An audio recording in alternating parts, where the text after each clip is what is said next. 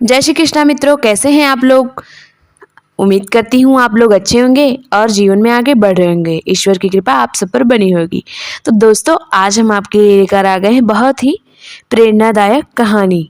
ये कहानी है मेहनत के ऊपर कि मेहनत की कमाई का कितना बड़ा योगदान होता है हमारे जीवन में। तो दोस्तों, हरिद्वार में एक पंडित जी रहा करते थे, राम प्रसाद।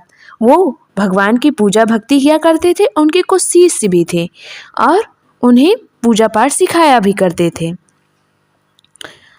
वो दिन भर भगवान का नाम लेकर माला जाप करना, गरीबों की मदद करना, यही सब उनका काम था। दान दक्षिणा में जो मिल जाता उसी को खाने पीने में इस्तेमाल करते थे। वो बहुत ही धार्मिक प्रकृति के थे।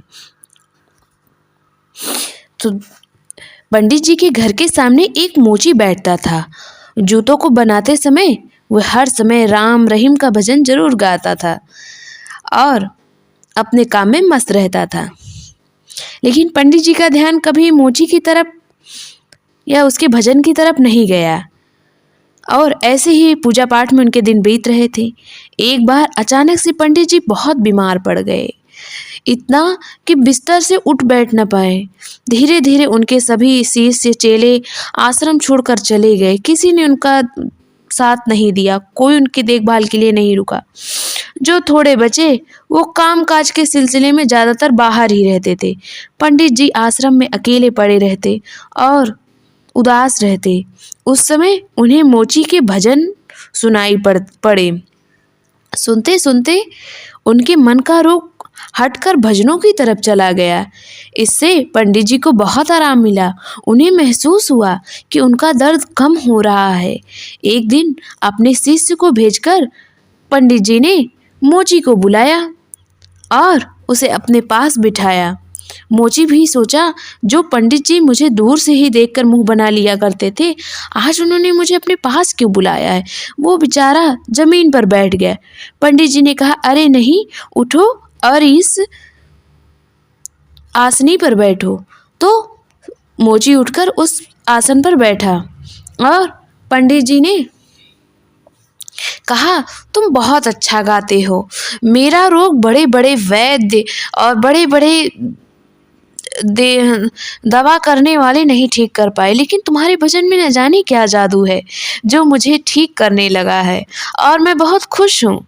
फिर उन्होंने 100 रुपये देते हुए कहा, लो इसे तुम रख लो और गाते रहना।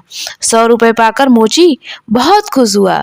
उसने एक साथ 100 रुपये पहली बार देखे थे ना, लेकिन पैसा पाने के बाद से उसका मन काम से हटने लगा।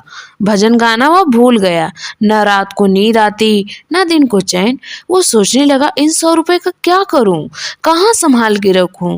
उसके ग्राहक भी उस पर गुस्सा करने लगे क्योंकि वो कोई काम ठीक से कर ही नहीं पाता था। धीरे धीरे उसके ग्राहक कम होते गए, दुकानदारी चौपट होने लगी। उधर भजन बंद होने से पंडित जी का ध्यान रोग की तरफ जाने लगा। उनकी हालत बिगड़ने लगी। पंडित जी यही सोच रहे थे कि मोची को बुलाकर उससे पूछा जाए उसने भजन गाना क्यों बंद कर दिया। लेकिन इससे पहले वो बुलाते, मोची उनके पास चलकर आया और बोला, पंडित जी आप अपना पैसा वापस ले लीजिए। पंडित जी ने पूछा, क्यों, क्या तुमसे किसी ने कुछ कह दिया है? तुम चाहो तो मुझसे और पैसे ले लो। मोची बोला, पंडित जी ना तो मुझसे किसी ने कुछ कहा है, ना ही मुझे आपसे और पैसे चाहिए। यदि इन पैसों को मैं अपने पास रखूंगा ना तो मैं आपकी तरफ बिस्तर पकड़ लूँगा। इन रुपयों ने मेरा जीना हराम कर दिया है। मेरे भजन गाना भी छूट गया, काम में मन नहीं लगता, इसलिए काम काज भी ठप हो गया। मैं समझ गया हूँ अपनी कमाई में जो सुख है वो पराये धन में नहीं है। आपके लिए आपके दिए हुए धन ने मेरा परमात्मा से भी नाता तोड़वा दिया है। ऐसा कहकर वो रुपए पंडित जी को आगे रख के पंडित जी के आगे रखकर चला गया। उन्हें प्रणाम किया और चला गया। पंडित जी अवाक रह गए और उसे देखते रह गए।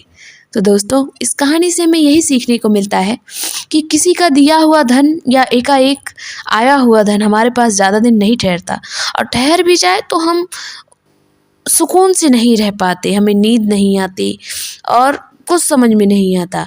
मोची भले ही रोज़ उतना नहीं कमाता था, लेकिन जितना भी कमाता था वो उसमें मस्त रहता था और भजन भी गाता था। तो हमेशा हमें अपनी मेहनत की कमाई में ही जीना चाहिए और उसी में खुशी ढूँढनी चाहिए। और जीवन का असली सुख अपनी मेहनत की कमाई में ही है। चलिए मिलते हैं आपको एक नई कहानी के साथ, तब तक अपना अपने परिवार का ध्यान रखिए। जय माता दी, जय श्री कृष्णा।